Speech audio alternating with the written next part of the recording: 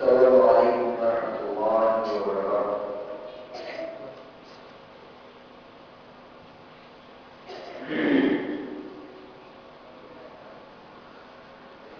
إن الحمد لله نحمده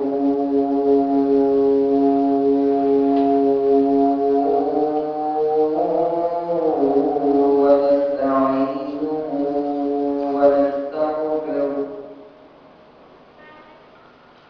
ونعوذ بالله من شرور أنفسنا ومن سيئات أعمالنا،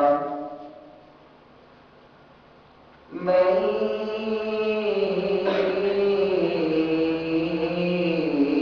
يهده الله فلا مضل له ومن يضلله فلا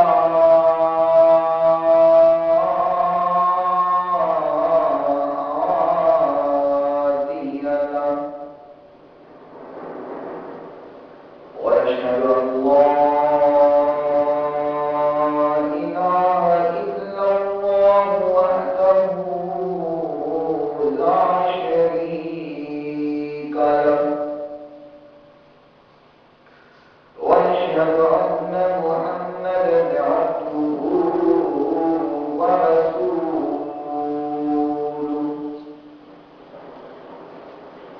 قال الله تبارك وتعالى في كلامه المجيد والفرقان الحميد. أعوذ بالله من الشيطان الرجيم. اهدنا الصراط المستقيم. سبحان ربك رب العزة عما يصفون وسلام على المرسلين والحمد لله رب العالمين. قابل احترام سامعین کرام، بزرگ دوستو عزیزو، دعا ہے اللہ خاص اپنی رحمت کے لیے ہماری آج کی حاضری اپنی بارگاہ میں مقبول و منظور فرمائے، اور جو بات ہم آج سنیں اور سنائیں، اللہ تعالیٰ اس پر مجھے بھی اور آپ سب کو عمل پیرا ہونے کی توفیق عطا فرمائے۔ آپ حضرات اس بات سے بخوبی واقف ہیں کہ گزشتہ چند خطبات میں سورۃ الفاتحہ کی تفسیر آپ حضرات سماعت فرما رہے ہیں، اور آج انشاءاللہ العزیز سورۃ الفاتحہ کی آیت نمبر 5 اہدنا الصراط المستقیم، انشاءاللہ العزیز اس آیت مبارکہ کی تفسیر کے حوالہ سے سماعت فرمائیں گے۔ اللہ تعالیٰ ہماری حاضری قبول و منظور فرمائے، اور یہاں ہمارا جمع ہونا اللہ تعالیٰ ہمارے سب کے لیے جنت میں جانے کا سبب بنائے۔ میرے محترم سامعین، اللہ رب العالمین نے سورۃ الفاتحہ میں انسان کو ایک بڑا پیارا طریقہ بتایا ہے، سمجھایا ہے، اور بڑے احسن انداز سے لوگوں کو اللہ کے سامنے ہاتھ پھیلانے کا، اللہ سے التجا کرنے کا، مانگنے کا طریقہ سکھلایا ہے۔ مثلاً جب کوئی انسان کسی انسان کے پاس جاتا ہے اور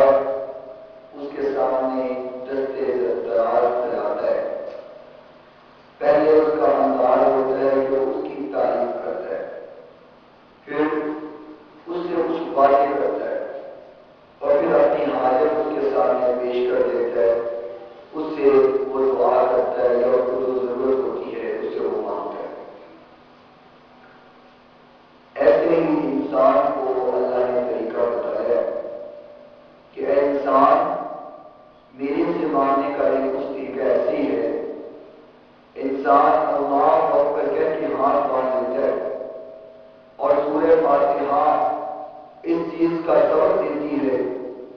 میرے محترم،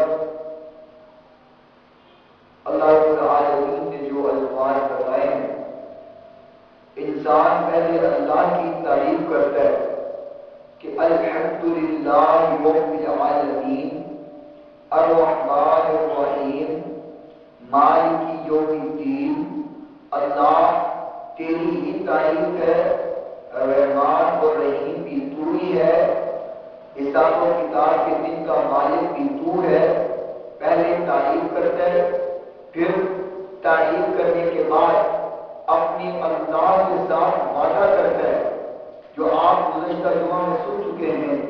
وعدہ کرتا ہے اللہ میں تیری ہی عبادت کروں گا، تیرے علاوہ کسی کے سامنے اپنا سر نہیں جھکاؤں گا، اور اللہ میں تیرے سے ہی مدد مانگوں گا، یعنی اپنا اگر دست دراز پھیلاؤں گا تو اللہ صرف تیرے آگے پھیلاؤں گا، تیرے سامنے پھیلاؤں گا، کیونکہ میرا معبود بھی تو ہے، میرا مددگار بھی تو ہے، مجھے پالنے والا بھی تو ہے۔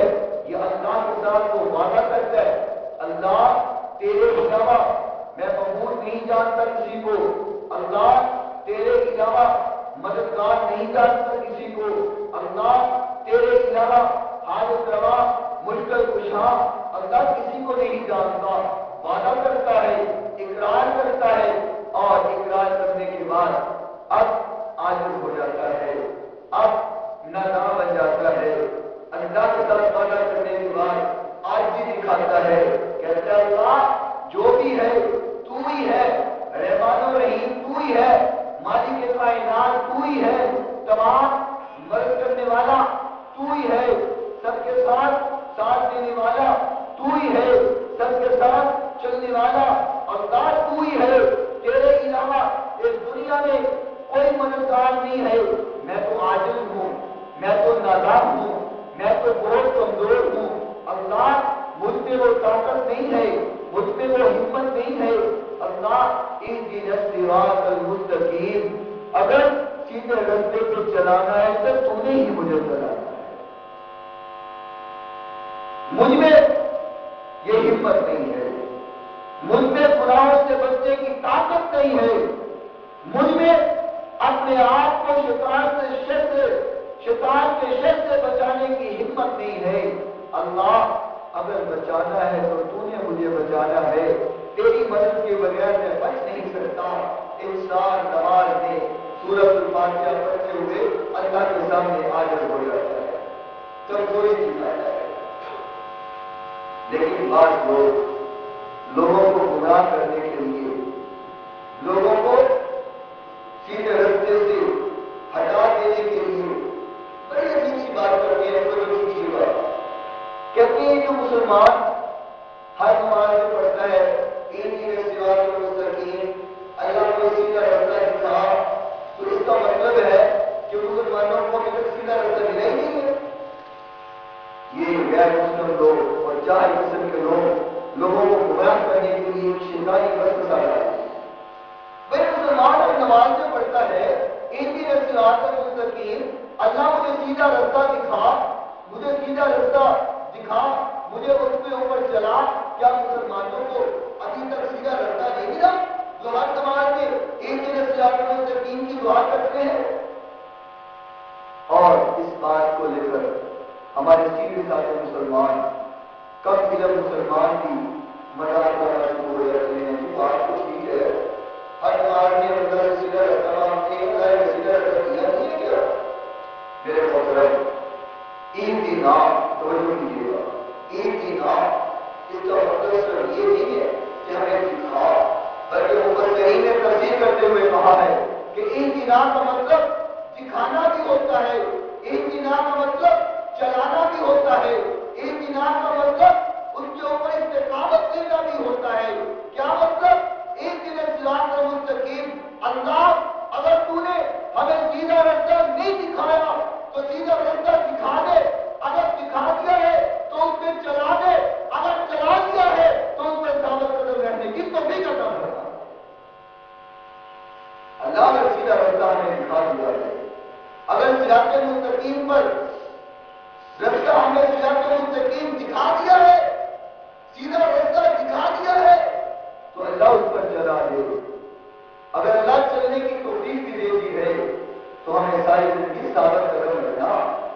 ہم بھٹک نہ جائیں، اپنے رستے کو کہیں چھوڑ نہ دیں۔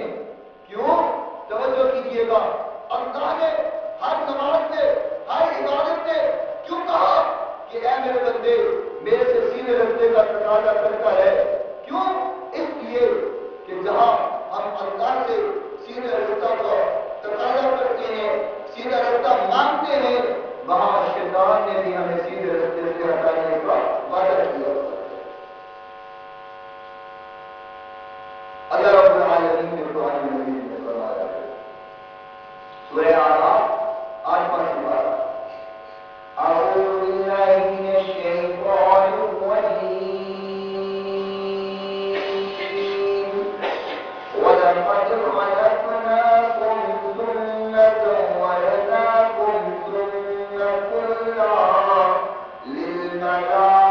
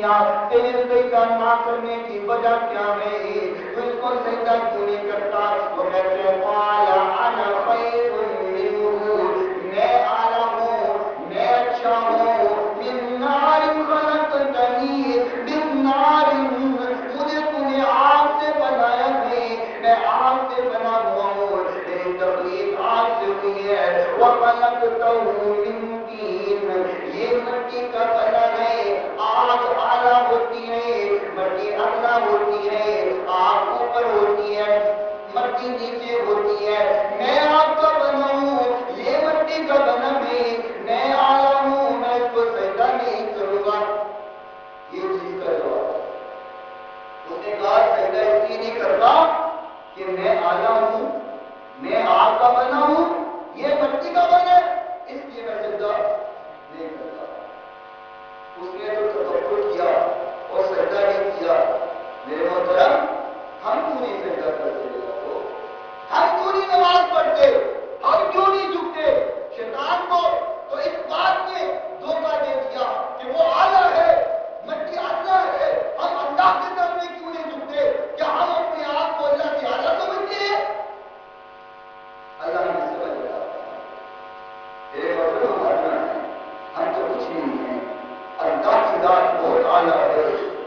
میرے محترم توجہ کیجیے گا، اللہ رب العالمین فرماتے ہیں کہ ابلیس نے سجدہ کیا، وہ کہتے ہیں آپ کا بنا ہوا یہ مٹی کا بنا ہوا، میں اسے عالم ہوئے میرے سے ادنا نہیں۔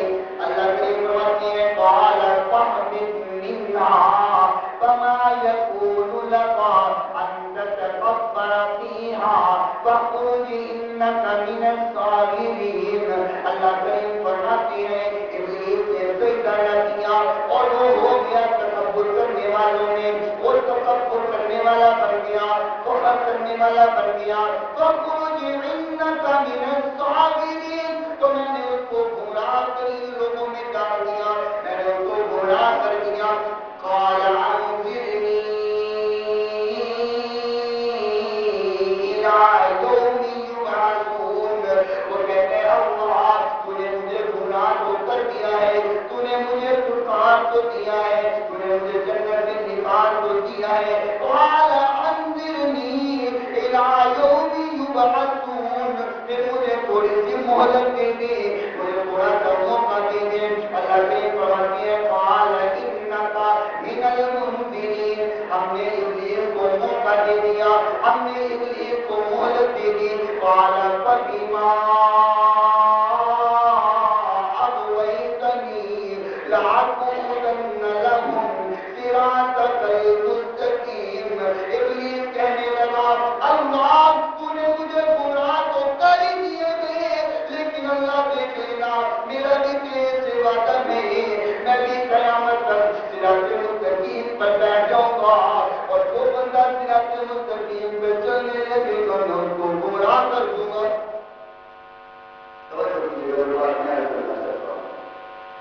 ابلیس نے کہا اللہ میں بیٹھ جاؤں گا، اور جو سیدھے راستے پہ چلنے کے لیے کوشش کرے گا میں اس کو گمراہ کر دوں گا اور سیدھے راستے سے دور کر دوں گا۔ اللہ کریم نے اس لیے فرمایا میرے بندے نماز میں پڑھ اهدنا الصراط المستقیم،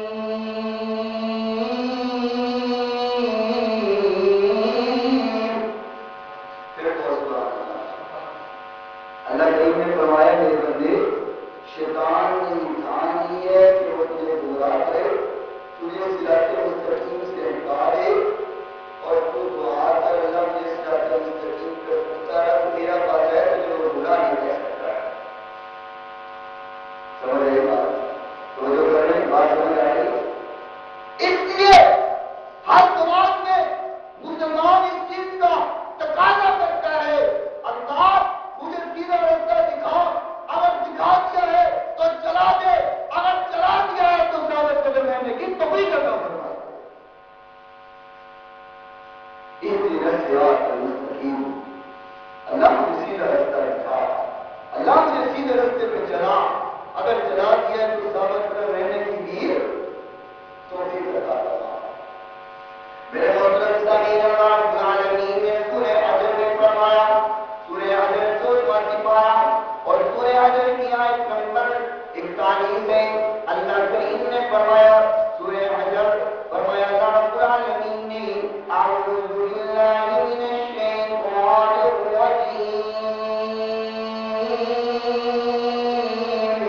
اللہ کریم فرماتے ہیں ان عبادی لیس لک علیہم سلطان الا من اتبعک من الغاوین وان جہنم لموعدهم اجمعین لها سبعة ابواب لكل باب منهم جزء مقسوم۔ اللہ کریم فرماتے ہیں جب شیطان کو ہم نے نکال دیا جنت سے، شیطان کو ہم نے گمراہ کریں لوگوں میں بھیج دیا، شیطان کو ہم نے دھکا دیا، شیطان کو ہم نے لعنت دے دی، ابلیس کو لعنتی قرار دے دیا، تو اللہ کریم فرماتے ہیں الا عبادک منهم المخلصین۔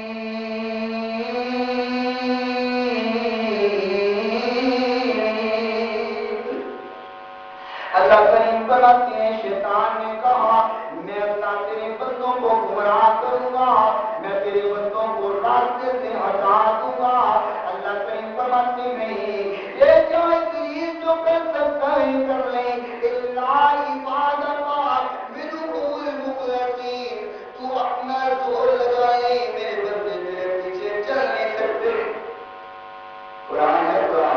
سورہ 12 سورہ حجر اور آیت نمبر 41 ہے۔ اللہ تعالیٰ فرماتے ہیں جی تو بھی جتنا میرے بندوں کو گناہ کرنا چاہتا ہے کر لے، الا عبادک منہم المخلصین، میرے اپنے بندوں کو گناہ کر سکتا وہ جو بندہ اللہ کا ہو جائے اس کو شیطان گناہ کر سکتا ہے۔ یا تو آپ تو بندہ گناہ کر سکتا، جس کا مددگار اللہ ہو تو گناہ کر سکتا، جس کو بچانے والا اللہ ہو تو گناہ تو کر سکتا ہے، کوئی گناہ نہیں کر سکتا۔ اللہ کریم نے فرمایا قال ھذا صراط علی مستقیم۔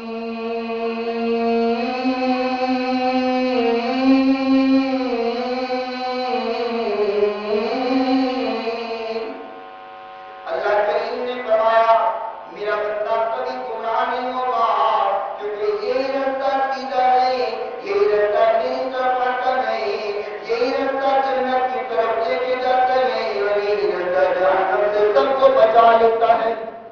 تیرے میرے پیرو مجھے جناب محمد رسول اللہ سمجھ نہیں آ رہا سب کو؟ سمجھ نہیں آ رہی؟ پکی بات ہے، سب کو آ رہی؟ آپ کو نہیں آ رہی؟ میرے بھی کیا کر میرے اللہ کے نبی کام کیا آٹھ کام کیا تو آپ کیا آپ کیا کرنا چاہیے؟ بولے کیا کرنا چاہیے؟ کیا کرنا چاہیے؟ پڑھنا چاہیے، پکی بات ہے۔ اور پڑھنے کیوں نہیں ہے؟ اگر پڑھنا چاہیے تو پڑھے گا، کیا میں پڑھتا رہوں آپ سنتے رہے گا؟ سب پڑھیں گے محمد جس کے دل میں آقا کی جتنی محبت ہے اتنی کسی پڑھے محمد صلی اللہ علیہ وسلم، تھوڑی پڑھی ہے مجھے تیرے میرے پیرو مجھے جناب محمد رسول اللہ صلی اللہ علیہ وسلم نے فرمایا صراط مستقیم جو سیدھا راستہ ہے جو اللہ کی طرف لے کے جاتا ہے، صراط مستقیم جو جہنم سے بچاتا ہے اور جنت کی طرف لے کے جاتا ہے، اس کی مثال کیسی مثال ہے؟ مسند احمد میں موجود ہے، ان کی مثال جو صراط مستقیم ہے، ان کی مثال جو سیدھا راستہ ہے، آقا کائنات علیہ الصلوۃ والسلام نے فرمایا اس کی مثال ایسے کہ جیسے سیدھی سڑک ہو، اس کے دونوں طرف دو دو دیواریں ہوں، اس کے درمیان چھوٹے چھوٹے دروازے لگے ہوں، ان دروازوں کے اوپر پردہ پڑا ہو، اس رستے کے کنارے پہ کھڑا ایک انسان آواز لگا رہا ہو کہ آ جاؤ اس رستے پر، یہی رستہ جنت کی طرف لے کے جاتا ہے، آ جاؤ اس رستے پر، یہی رستہ کامیابی والا رستہ ہے۔ فرمایا جیسے وہ سڑک ہے وہی مثال صراط مستقیم کی ہے۔ کیا مطلب کہ وہ جو رستہ سیدھا رستہ ہے وہ قرآن و حدیث والا رستہ ہے، وہ جو سیدھا رستہ سیدھی سڑک ہے وہ آقا کائنات علیہ الصلوۃ والسلام کی زندگی کے طریقے کا رستہ ہے، وہ آقا کے فرمان کا رستہ ہے، وہ سیدھی سڑک قرآن والی سڑک ہے، وہ جو دو دو دیواریں سائڈوں پر لگی ہوئی وہ اللہ کی حدود ہے، اللہ کی حدیں ہیں، جو بندہ اس کو پار کرے گا وہ سیدھے رستے سے باہر چلا جائے گا۔ جو چھوٹے چھوٹے دروازے لگے ہوئے ہیں وہ گمراہی کی طرف دروازے ہیں، لیکن پردہ اس لیے ڈال دیا گیا ہے کہ لوگوں اس دروازوں سے گزرنا نہیں ہے بلکہ سیدھے رستے پہ جانا ہے۔ یہ جو رستے میں دروازے ہیں ان سے نہیں گزرنا، یہ تمہیں ہدایت سے دور کرنے والے ہیں، یہ تمہیں جنت کے رستے سے دور کرنے والے ہیں، اس پر نہیں چلنا، سیدھے رستے پہ جاتے رہنا ہے، ان دروازوں سے نہیں گزرنا۔ یہ مثال ہے صراط مستقیم کی کہ سیدھا رستہ یا قرآن والا ہے یا محمد صلی اللہ علیہ وسلم کے فرمان والا ہے۔ تیرے میرے پیرو مجھے جناب محمد رسول اللہ صلی اللہ علیہ وسلم نے فرمایا اللہ تعالیٰ کے نبی علیہ الصلوۃ والسلام نے ترکت فیکم امرین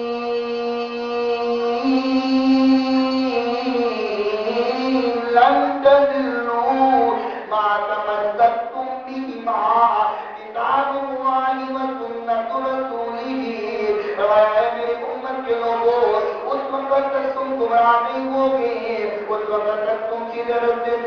سکو گے نہیں. میں تم نے دو چیزیں چھوڑ کر جا رہا ہوں, اس کو مضبوطی سے تھام دو.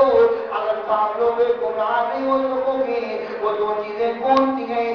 ایک اللہ کا قرآن ہے, دوسرا میرے آقا کا قرآن ہے. فرمایا دو چیزیں ہیں, اگر اس کے اوپر چلنا شروع ہو جاؤ تو تمہیں کوئی بھی سیدھے راستے سے دور کر سکتا, کوئی بھی تمہیں گمراہ کر سکتا نہیں کر سکتا. قرآن و حدیث پہ چلنے والا کبھی گمراہ نہیں ہو سکتا. آج دنیا میں لوگ کہتے ہیں کہ نہیں, صراط مستقیم 4 حصوں میں تقسیم ہوئی ہے. کتنے حصوں میں؟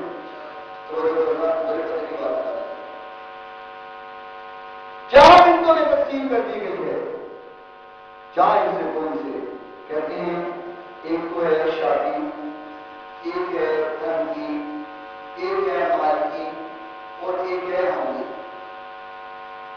یا امام شافعی کے ساتھ مل جاؤ, یا امام ابو حنیفہ کے ساتھ مل جاؤ, یا امام احمد بن حنبل کے ساتھ مل جاؤ, یا امام مالک کے ساتھ مل جاؤ. کہتے ہیں ان چاروں کے ساتھ مل جاؤ پھر تو تم صراط مستقیم پر ہو, اور اگر ان چاروں میں سے کسی ایک کے ساتھ بھی نہیں ملتے تو تم صراط مستقیم سے دور ہو. اور یہی بات کر کے سیدھے سادے لوگوں کو گمراہ کیا جا رہا ہے کہ صحیح رستے یہی ہیں, ان میں سے کوئی ایک اپنا لو تو کامیاب ہو جاؤ گے, اگر ایک بھی نہیں اپناتے ہیں تو گمراہ ہو جاؤ. میں آپ سے سوال کرتا ہوں, توجہ کریں, ادھر دل میری طرف اور نظر میری طرف رکھے. اگر ایک بندہ کہتا ہے میں امام ابو حنیفہ کو مانتا ہوں, ان کے رستے پہ چل جاتا ہوں, تو باقی 3 رستے والے کہیں گے کہ ہمارے رستے ٹھیک نہیں, کہیں گے نہیں کہیں گے. وہ کہیں گے اگر امام ابو حنیفہ کے پیچھے چلتے ہو, شافعی کہے گا ہماری طرف آؤ, ہمارا رستہ ٹھیک ہے. حنبلی کہے گا ہمارا رستہ ٹھیک ہے, ہماری طرف آ. مالکی کہے گا ہمارا رستہ ٹھیک ہے, ہماری طرف آ. اگر شافعی کو تو مانتا ہے, حنبلی اپنی طرف بلائے گا, مالکی اپنی طرف بلائے گا, حنبلی اپنی طرف بلائے گا. اگر حنبلی کو مانتا ہے شافعی بلائے گا, حنفی بلائے گا, مالکی بلائے گا. اگر مالکی کی طرف جاتا ہے حنبلی, شافعی اور حنفی بلائے گا. چاروں اگر ایک کو بھی اپناتا ہے دوسرے کے لیے ہماری طرف آ, ہمارا رستہ ٹھیک ہے. تو کس کو اپنائے گا؟ حنفی کو اپنائے گا کہ شافعی کو اپنائے گا؟ کیا حنفی کو اپنائے گا یا مالکی کو یا حنفی کو؟ چاروں اماموں میں سے کسی ایک کو اگر اپنائے گا, دوسرا کہے گا ہمارا رستہ کیا جھوٹا ہے, ہمارے رستے پر آنا, ہمارا رستہ ٹھیک ہے. مجھے ایک بات کا جواب دیجیے, کیا صحابہ اکرام رضوان اللہ علیہم اجمعین نے بھی کسی کو اپنایا تھا؟ کیا انبیاء اکرام علیہ السلام نے بھی کسی کو اپنایا تھا؟ میرے محترم سامعین, اہل حدیث کی دعوت غور کر کے لیا. ہم نہ تو امام ابو حنیفہ کی طرف بلاتے ہیں, نہ امام شافعی کی طرف بلاتے ہیں, نہ امام حنبلی کی طرف بلاتے ہیں, نہ امام مالک کی طرف بلاتے ہیں. ہم کہتے ہیں چاروں امام عزت کے لائق ہیں, چاروں امام احترام کے لائق ہیں, چاروں امام احترام اور عزت کے قابل ہیں. ہم ان کا دل سے احترام کرتے ہیں. لیکن اگر اطاعت کی بات ہے, اگر رستے پر چلنے کی بات ہے, یا تو خدا کا رستہ ہے یا مصطفیٰ کا رستہ ہے. ہم کسی امام کی طرف سے بلاتے ہیں, ہم کسی امام کی طرف آپ کو دعوتیں دیتے ہیں. ہم اگر دعوت دیتے ہیں, ہم یا تو قرآن کی طرف دیتے ہیں یا مصطفیٰ کے فرمان کی طرف دیتے ہیں. کیونکہ آقا کائنات علیہ السلام نے فرمایا, اے میرے امت کے لوگوں, میں تم نے 2 چیزیں چھوڑی ہیں, کتاب اللہ و سنت رسولہ. ایک اللہ کا قرآن چھوڑا ہے, دوسرا نبی نے اپنا فرمان چھوڑا ہے. 2 چیزیں ہیں, اور یہی 2 چیزیں صراط مستقیم ہیں. یہ 2 چیزیں صراط مستقیم ہے, یہی 2 چیزیں جنت میں لے جانے والی ہے. اللہ اکبر اللہ. میرے محترم سامعین, میں تو کھلے عام دعوت دیا کرتا ہوں, لڑائی کرنے والی بات نہیں ہے, کسی کو تانے تشنیع دینے والی بات نہیں ہے. میں تو اعلان کرتا ہوں، میں اگر امام ابو حنیفہ کی زندگی کو دیکھتا ہوں، مجھے امام ابو حنیفہ رحمۃ اللہ علیہ کی زندگی میں بھی کچھ نہ کچھ خامیاں ضرور نظر آئیں گی۔ اگر میں امام شافعی کی زندگی کو دیکھتا ہوں، امام شافعی رحمۃ اللہ علیہ کی زندگی کے اندر بھی کچھ نہ کچھ خامیاں مل سکتی ہیں۔ اگر میں امام مالک کو دیکھتا ہوں، امام مالک کی زندگی میں بھی کچھ نہ کچھ خامیاں مل سکتی ہیں۔ اگر امام احمد بن حنبل کو دیکھتا ہوں، ان کی زندگی میں بھی خامیاں مل سکتی ہیں، کیونکہ انسان بحثیت انسان خطائیں ہو جاتی ہے، انسان خطائیں